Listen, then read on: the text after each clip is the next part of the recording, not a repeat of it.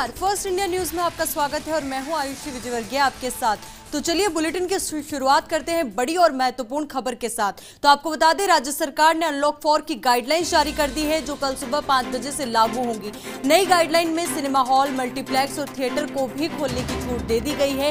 Cinema hall 50% दर्शकों के साथ सुबह 9 बजे से रात 8 बजे तक खुल सकेंगे, लेकिन उन्हीं दर्शकों को एंट्री मिलेगी जो कम से कम वैक्सीन की पहली डोज लगवा चुके हैं। इसके अलावा सिटी और मिनी बसें भी सुबह 5 से रात 10 बजे तक चल सकेंगी।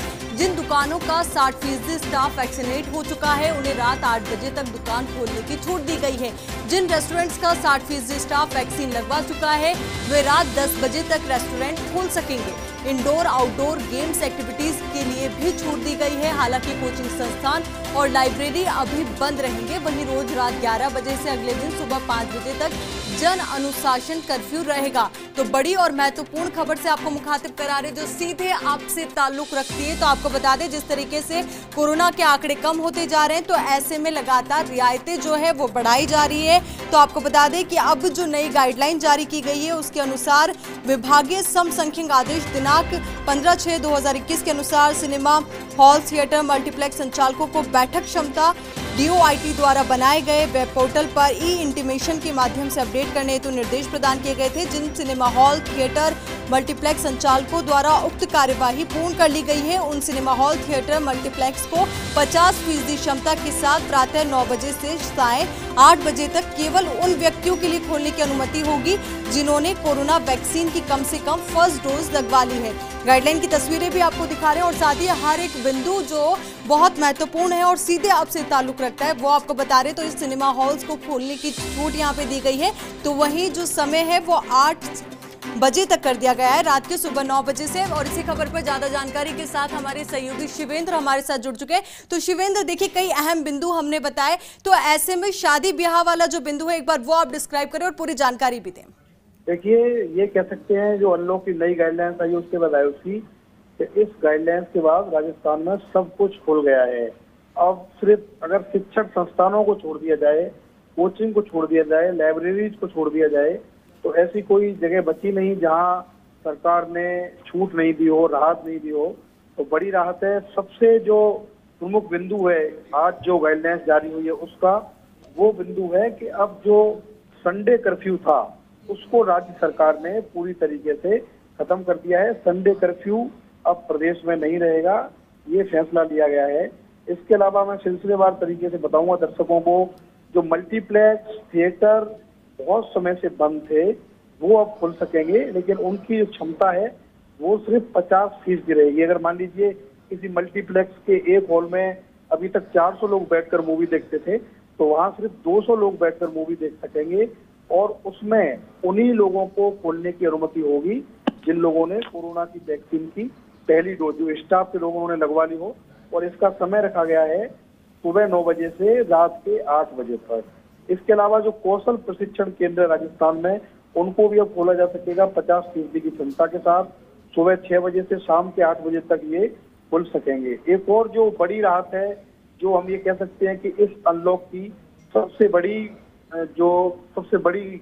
बड़ी राहत है खासकर टूरिज्म के लिए, वो ये है आयुषी के प्रदेश में दूसरे प्रदेशों से जो लोग आ रहे हैं उनको अब RT-PCR नेगेटिव जांच रिपोर्ट की जरूरत नहीं है। इसके कारण बहुत सारे लोगों को जो दूसरे प्रदेश से राजस्थान में चाहे घूमने आ रहे हों, चाहे वो टूरिज्म के लिहाज से आ रहे हों, किसी और काम से आ रहे हों, उनको परेशानी होती थी। लेकिन अब राजस्थान सरकार ने RT-PCR नेगेटिव जांच रिपोर्ट की अनिवार्यता हटा दी है। लेकिन ये अनिवार्यता उन्हीं लोगों के लिए हटाई गई है जिन्होंने वैक्सीन की कम से कम पहली डोज लगवा ली हो। दूसरी डोज लगवा ली हो फिर तो बात ही क्या है, लेकिन अगर पहली डोज भी लगवा रखी है तो ऐसे लोगों को RT-PCR रिपोर्ट जो है उसको दिखाने की जरूरत नहीं होगी।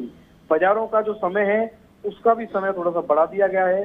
अब रात के 8 बजे तक जो दुकान है, व्यवसायिक प्रतिष्ठान है, उनको खोलने की अनुमति होगी। लेकिन जो भी दुकान या जो भी प्रतिष्ठान है उसका 60% स्टाफ कम से कम वैक्सीन की पहली डोज लेना उसका जरूरी है। ऐसा करने के बाद वो अपनी दुकान 8 बजे तक खोल सकते हैं और उनके कितने स्टाफ ने कितना वैक्सीनेशन करा लिया है इसकी सूचना भी दुकानदारों को डिस्प्ले करनी होगी।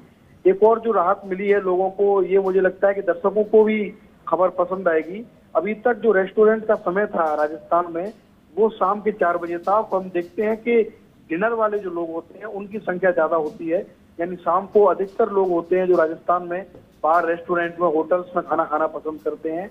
ऐसे लोगों के लिए अच्छी खबर है, अब रात 10 बजे तक राजस्थान में रेस्टोरेंट खुल सकेंगे, लेकिन वही रेस्टोरेंट रात को 10 बजे तक खुल सकेंगे जिनके कार्मिकों ने 60% उनका स्टाफ कम से कम पहली डोज उन लोगों ने ले ली हो। शादी विवाह की आपने बात की खबर की शुरुआत में, तो उसकी जो संख्या है वो 50 हो सकती है, लेकिन वो 50 की संख्या तब होगी तब जो भी संबंधित एसडीएम है वो जगह का मुआयना करेंगे और उनको अगर अनुकूल परिस्थिति लगेगी तो वो 50 लोगों की अनुमति दे सकते हैं। इसमें एक अच्छी खबर ये भी है कि 15 जो लोग होंगे, चाहे वो बैंड बाजा वादक, लाइट डेकोरेशन और कैटरिंग वाले, इनको मिलाकर जो 15 व्यक्ति हैं इनकी अनुमति अलग से होगी। तो ये भी एक बड़ी राहत मुझे लगता है कि दी है। बारात की जो निकासी है वो सड़क पे अब हो सकेगी, लेकिन विवाह परिसर में डीजे और बैंड बाजा इत्यादि की अनुमति बिल्कुल शिवेंद्र, जिन रियायतों का काफी लंबे समय से इंतजार था तो वो रियायतें दी गई है। और बहुत बहुत शुक्रिया आपका हमारे साथ जुड़ने के लिए और पूरी बातचीत के लिए। और इसी खबर पर ज्यादा जानकारी के साथ हमारे सहयोगी नरेश शर्मा हमारे साथ जुड़ चुके हैं। नरेश, आप वो बिंदु बताएं जो शिवेंद्र ने नहीं बताए, क्योंकि जो बात है वो शादी ब्याह तक पहुंच चुकी है और उसके अलावा कई ऐसी एक्टिविटीज है जिनका इंतजार था, चाहे बात हो इंडोर और आउटडोर गेम्स एक्टिविटीज की या फिर कोचिंग और स्कूल से जुड़ी जो संस्थाएं हैं उनकी। देखिए आयुषी, आप इसको इस तरह समझिए कि मुख्यमंत्री अशोक गहलोत तक जनप्रतिनिधियों के माध्यम से और विभिन्न संगठनों के माध्यम से जो मांगे पहुंची है उनको अनुमति देने की, उसी पे विचार करके ये गाइडलाइन जारी की गई है कि जिन जिन चीजों पे अभी तक पूरी तरह से लॉक था और जिस तरह से अब अनलॉक किया जा रहा है, तो कई जनप्रतिनिधियों ने ज्ञापन दिए थे मुख्यमंत्री को और सामान्य होती स्थिति को लेकर बताया था कि अगर इन चीजों की अनुमति दी जाती है तो न केवल जनता को अब थोड़ा सी राहत मिलेगी, बल्कि जो उद्योग धंधे जो बंद पड़े थे, जो कई ऐसे व्यवसाय है, जैसे अभी सुरेंद्र बताया, जो होटल व्यवसाय की बात करें, अन्य व्यवसाय है, उनको राहत मिल सके। शादी ब्याह को लेके जो है वो काफी बार बार मांग उठ रही थी, तो उसमें कुछ रियायत दी है, लेकिन इस बात का ध्यान रखा गया है इस गाइडलाइन को जारी करने से पहले कि इन जितने भी जो अब सुविधा दी जा रही है, जो अब छूट दी गई है, उसके कारण से कोरोना न फैले, क्योंकि साथ में इसमें जो शर्तें जोड़ी गई है, जितने भी जो सुविधा देने के साथ साथ में शर्तें जोड़ी गई है कि वैक्सीन की पहली डोज लगी होनी जरूरी होनी चाहिए। लेकिन एक महत्वपूर्ण जो खबर है वो ये है कि अभी भी जो कोचिंग संस्था और जो लाइब्रेरी है उनको अभी अनुमति नहीं मिली है, क्योंकि वहाँ बड़ी संख्या में स्टूडेंट आते हैं, बड़ी संख्या में युवा आते हैं, तो और भीड़ होती है। हम देखते हैं कोचिंग संस्थानों की स्थिति क्या होती है, तो ऐसे में अभी फिलहाल उनको छूट नहीं दी गई है। हालांकि मांग की जा रही थी लगातार, तो ऐसे में कि कोचिंग संस्थान को इजाजत दी जाए, लाइब्रेरी को इजाजत दी जाए, कई कंपटीशन एग्जाम आने वाले हैं, लेकिन फिलहाल कोविड के देखते हुए, संभावित खतरे को देखते हुए फिलहाल इसकी अनुमति नहीं मिली है। और इसी तरह भी स्कूल जो कॉलेज है उनको भी इन अनुमतियों से दूर रखा गया है। लेकिन जहां तक जो खासकर दुकानदारों की लगातार मांग थी, उन मांग को मुख्यमंत्री ने माना है, लेकिन साथ में इस बात का ध्यान रखा गया है कि बाजार खुलने से या अनुमति मिलने से कोविड ना फैले, क्योंकि आज भी मुख्यमंत्री अशोक गहलोत ने एक कार्यक्रम में यही कहा कि कोरोना है वो धीमा हुआ है, उसमें कंट्रोल हुआ है, लेकिन कोरोना गया नहीं है। ऐसे में कोई भी इस तरह की अभी इजाजत सरकार ने नहीं दी है जिससे लगे कि कोरोना है वो ज्यादा फैल सकता है, क्योंकि जितने भी, चाहे वो सामाजिक आयोजन हो, राजनीतिक आयोजन हो, रैली हो, इस तरह की सभाएं हो, उनकी इजाजत भी अभी सरकार की तरफ से नहीं मिली है। बिल्कुल नरेश, और जिस तरीके से गाइडलाइन सामने आई तो साफ तौर पर बता रही है कि कोरोना के जो आंकड़े हैं वो जरूर कम हुए पर खतरा अभी कम नहीं हुआ है। तो जरूरी है कि जिस तरीके से गाइडलाइन में जन अनुशासन की बात की है तो आमजन भी उसका पालन करे। तो बहुत बहुत शुक्रिया हमारे साथ जुड़ने के लिए और पूरी बातचीत के लिए। और इसी के साथ फिलहाल के लिए इस बुलेटिन